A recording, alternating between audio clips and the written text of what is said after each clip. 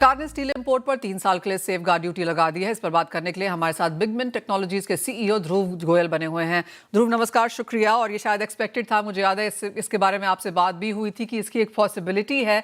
अब जब ये आता हुआ नजर आया है, किस तरह का इम्पैक्ट आप आता हुआ देखते हैं? फर्स्ट रिएक्शन क्लियरली यहाँ पर स्टील स्टॉक्स पे है, स्टील प्राइसेस पे है इंडियन मार्केट्स में। नमस्कार मनीषा। तो पहले मैं थोड़ा सा कॉन्टेक्स्ट सेट कर देता हूँ सेफ गार्ड ड्यूटी का। तो इंडियन मिल एसोसिएशन ने ये लास्ट ईयर एक एप्लीकेशन फाइल की थी कि इंडिया में इंपोर्ट्स काफी आ रहे हैं, तो उसके बेसिस पे import duty, safe guard duty या कुछ एंटी डंपिंग ड्यूटी लगाई जाए। तो गवर्नमेंट ने 2025 अप्रैल में एक प्रोविजनल ड्यूटी लगाई 12% की ऑन फ्लैट स्टील प्रोडक्ट, जिसमें HR coil, cold roll plate और कलर कोटेड कैटेगरीज आती हैं। उन्होंने वो प्रोविजनल ड्यूटी लगाई 200 दिन के लिए। उसके बाद वो ड्यूटी एक्सपायर हुई 7 नवंबर को, जो कि एक्सटेंशन आना था, बट बीच में गैप हो गया। तो वो जो एक्सटेंशन है वो अभी आया है 31 दिसंबर को। तो इसका मतलब है कि ये ड्यूटीज आपका अगले 3 साल के लिए फ्लैट प्रोडक्ट पे 12% के आसपास रहेगी। मोटा मोटी सारी कंट्रीज के ऊपर ये ड्यूटी एप्लीकेबल है। और जो बास्केट ऑफ प्रोडक्ट जो कवर्ड है, इसमें मोटा मोटी 60 से 70% जो इम्पोर्ट्स आता है वो सारे कवर्ड हैं इस नोटिफिकेशन के अंडर पे। ध्रुव, अगर हम प्राइस पॉइंट ऑफ व्यू से देखें तो डोमेस्टिक मार्केट्स में इस वक्त क्या प्राइसेस हैं, और अगर हम इंपोर्ट्स का लैंडेड कॉस्ट देखें तो कितना फर्क अब पड़ जाएगा?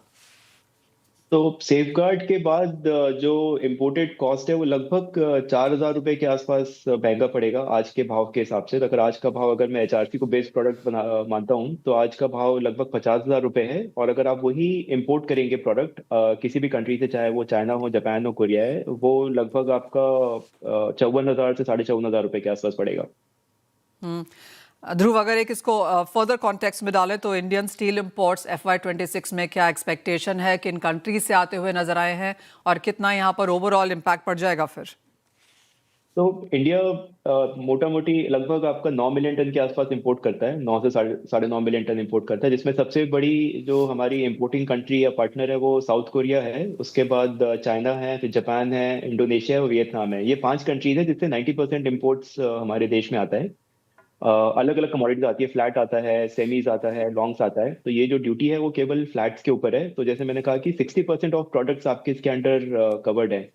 तो प्राइसेस पे इम्पैक्ट जरूर आएगा, क्योंकि आपका इंपोर्ट करना महंगा होगा और बहुत सारी जो डोमेस्टिक कंज्यूमर हैं उनको डोमेस्टिक सप्लाई या सोर्सेज पे ही डिपेंडेंट रहना पड़ेगा।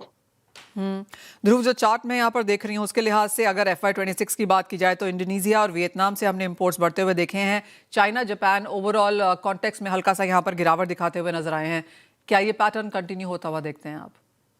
नहीं, ये पैटर्न बहुत कंटिन्यू नहीं होगा, क्योंकि इंडोनेशिया से जो आता है वो स्टेनलेस स्टील आता है। स्टेनलेस स्टील के स्लैब आते हैं, जो कि JSL इंपोर्ट करता है लार्जली। तो वो डिपेंड करता है प्राइस के ऊपर आएगा कि नहीं आएगा, बट उसकी क्वांटिटी बहुत ज्यादा नहीं है। और वियतनाम से जो आ रहा है वो आपका वो भी बिलेट्स और स्लैब के फॉर्म में आता है। बट अगेन सब डिपेंड करता है कि प्राइस में क्या पैरिटी है, उसके हिसाब से आएगा। तो ये जो ट्रेंड है बहुत ज्यादा कंटिन्यू नहीं होगा। ये आपके वन ऑफ दी आपके पॉइंट से जहाँ पे ये इंपोर्ट का विंडो था, इसलिए इंपोर्ट हो गया, बट रेगुलर ट्रेंड नहीं है ये।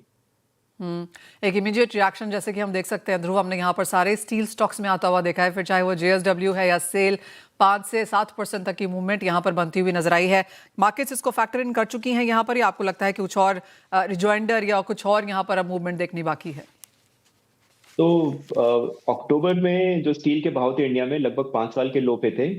डेफिनेटली वो रिकवर किए हैं, और अभी पिछले मतलब लो से मोटा मोटी 3-3.5 हजार रुपए ऑलरेडी प्राइसेस बढ़ चुके हैं स्टील के ऑल अक्रॉस कमोडिटीज। और यहाँ से और लगता है कि 1,000-1,500 रुपए बढ़ने के चांसेस हैं।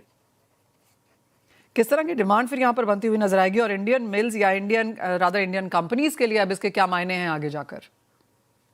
देखिए, क्योंकि जैसे जब रेट बढ़ते हैं तो बहुत सारी रीस्टॉकिंग भी होती है, क्योंकि लोग उसको कैपिटलाइज करना चाहते हैं ये तेजी को। तो हमने देखा है कि पिछले कुछ दिनों में या कुछ हफ्तों में काफी डिमांड आई है, काफी बुकिंग हुई है, काफी सौदे हुए हैं। तो उससे ऐसा लगता है कि सब रेटों में थोड़ी एक्सेप्टेबिलिटी है। एट द सेम टाइम आपका जो जनवरी से मार्च का पीरियड है वो एक हाई डिमांड पीरियड होता है, जिसमें प्रोजेक्ट्स लोग फिनिश करने के लिए ज्यादा एफर्ट डालते हैं और ज्यादा कंप्लीट करते हैं। तो यहाँ पे जनरली 20% डिमांड आपकी नॉर्मल अदर क्वार्टर से ज्यादा रहती है। तो ये क्वार्टर तो डेफिनेटली डिमांड के लहजे से अच्छा है। और ऐसा लगता है कि क्योंकि अभी सेफ गार्ड भी आ गया तो प्राइसेस भी सपोर्ट करेंगे। एब्सोल्युटली। ध्रुव, एक फाइनल सवाल जाते जाते, अगर ओवरऑल 2025 की बात की जाए तो जैसे आपने भी अभी कहा कि अक्टूबर में भाव 5 साल लोज पे थे, उसके बाद से ऑफ कोर्स नवंबर दिसंबर यहाँ पर बेहतरीन महीने निकले हैं। 1000-1500 रुपए की तेजी यहाँ पर और बनते हुए नजर भी आ सकती है। इंडियन मार्केट्स के लिए जिस तरह से स्टील प्राइसेस रहे, अंतर्राष्ट्रीय बाजारों के लिए भी रहे, जहां पर टैरिफ्स ने रूल किया, चाइना ने रूल किया, चाइना का जिस तरह का पीएमआई का डेटा यहाँ पर पॉजिटिव आया है, उसका भी कुछ असर इंटरनेशनल मेटल्स पे हमने आता हुआ देखा है। आगे जाते हुए इंटरनेशनल क्यूज ओवरऑल आप बनता हुआ कैसे देखेंगे? ओवरऑल लगता है कि ग्लोबल जो मार्केट है वो भी काइंड ऑफ बॉटम्ड आउट है, बहुत ज्यादा ओके। नीचे गिरावट की उम्मीद नहीं है। इनफैक्ट आप वर्ल्ड स्टील एसोसिएशन की रिपोर्ट पढ़ेंगे तो उसमें भी उन्होंने डिमांड को बेहतर ही बताया 2026 में। और स्पेशली अगर ये रशिया यूक्रेन का जो पीस ट्रूस है वो अगर हो जाता है तो उससे हमें लगता है कि डिमांड रिकंस्ट्रक्शन एक्टिविटीज चालू होंगी यूक्रेन में, और उससे एक अच्छी डिमांड निकलेगी ग्लोबल लेवल पे।